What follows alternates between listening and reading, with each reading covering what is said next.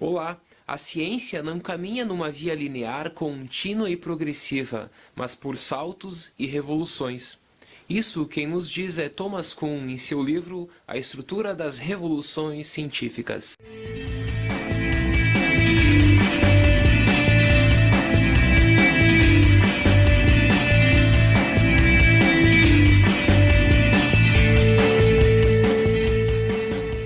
Primeira tese: a ciência se desenvolve a partir de descobertas da comunidade científica e não descobertas individuais.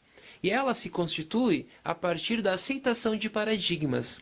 O que é paradigma? Paradigmas são os métodos, as visões de mundo do cientista e os métodos utilizados por eles. Paradigma também é algo que estabelece limites, é um padrão, um modelo. E assim nós temos a primeira tese, que a ciência é um produto histórico. Segunda tese: paradigma é o campo no qual a ciência normal trabalha sem crise. Fazer ciência significa resolver quebra-cabeça, isto é, problemas definidos pelo paradigma. Então, segundo o pensamento de Thomas Kuhn, a ciência, num período cumulativo, ela não passa por crises e por revoluções. E todo momento que desenvolvemos teorias científicas, estamos desenvolvendo e resolvendo problemas de um quebra-cabeça. Essa é a imagem utilizada pelo pensador, o quebra-cabeça, para simplificar e para resumir o que é a ciência. A ciência normal é cumulativa. Portanto, o período sem crise, sem revoluções científicas, é um período cumulativo. Insucessos no quebra-cabeça, portanto, insucessos na ciência, é um problema do pesquisador e não do paradigma. Esta tese 2 é extremamente importante, pois é nela que Thomas Kuhn nos apresenta a sua intuição do que vem a ser a ciência. A primeira grande intuição do que vem a ser a ciência foi dada por Platão, a partir da pirâmide. A segunda grande intuição foi dada por Descartes, a partir do prédio. Thomas Kuhn nos apresenta essa terceira grande imagem do que vem a ser a ciência, que é o quebra-cabeça, criticando assim a imagem do prédio. Cada imagem possui suas próprias características, e dessas características da imagem, nós temos também as características da ciência do período. Thomas Kuhn é o autor do século XX, e a ciência do século XX deve ser vista a partir dessa imagem do quebra-cabeça. Cada peça do quebra-cabeça representa uma ciência particular. E a ideia presente nele, nessa imagem, é que deve existir uma coerência. Não deve existir uma hierarquia entre as ciências, mas uma coerência. E cada crise e cada revolução nesse quebra-cabeça gera, assim, mudanças, não apenas na ciência que entrou em crise e revolução, mas nas ciências próximas a essa ciência que está em crise. Além disso, essa imagem faz uma crítica ao atomismo presente na imagem do prédio cartesiano. O quebra-cabeça defende, assim, uma visão mais holista, mais complexa, mais coerentista da ciência, e não tanto atomista, fundacionista, como era a imagem do prédio. Terceira tese: as anomalias são os problemas que a comunidade científica tem de enfrentar, e que determinam, assim, crises no paradigma, crises na ciência normal. Com a crise, inicia-se o período da ciência extraordinária. Anomalias pontuais são resolvidas com hipótese ad hoc. Quarta tese: as revoluções são momentos de ruptura e de criação de novos paradigmas. A revolução científica pode ser comparada a uma mudança gestáltica. Ora vemos uma imagem, ora vemos outra imagem.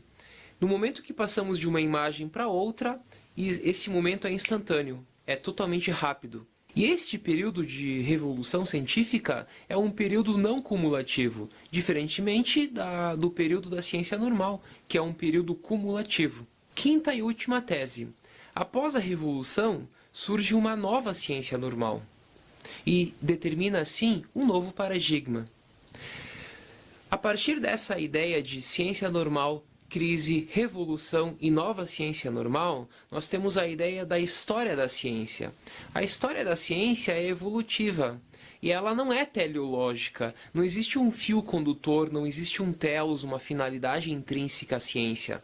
Ela é totalmente ateleológica. Vou citar aqui apenas um exemplo bastante conhecido.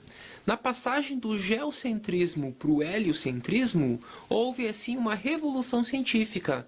E houve a passagem de um paradigma para outro, o paradigma do geocentrismo e o paradigma novo do heliocentrismo. Então, com a revolução, se constitui assim uma nova ciência normal. Esse período de revolução é não cumulativo. O período da ciência normal e da nova ciência normal é sim cumulativo. E essa passagem, ela se dá como a imagem da Gestalt nos diz, é totalmente rápido. A gente não passa por um processo de transição de um paradigma para outro, mas na revolução científica, essa revolução é comparada à passagem gestáltica. Para Thomas Kuhn, os cientistas, normalmente, procuram resolver os problemas e desenvolver o potencial de suas teorias, e assim comprovar que estão corretas e conforme ao paradigma vigente. Mesmo que encontrem alguns casos ou provas falseadoras, custam a abandonar suas teorias. Os fatos, provas e casos novos que conflitam com as teorias vigentes do paradigma tendem a ser ignoradas por ele, pois acreditam fortemente que o seu paradigma tem a resposta para os problemas levantados. Somente em casos críticos, quando os problemas se acumulam e viram anomalias, que são os momentos de crise e revolução, é que podem abandonar uma teoria, que é o paradigma, e a substituir por outra melhor.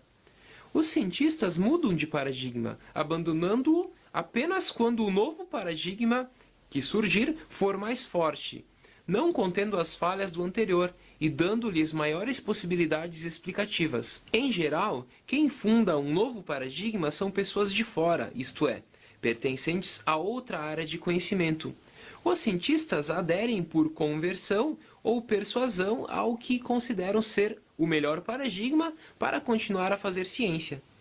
O quadro de progressão da ciência pode ser descrito da seguinte forma: pré-ciência, ciência normal, daí o paradigma, crise, revolução, nova ciência normal, daí o novo paradigma. Espero que tenham gostado e até o próximo vídeo.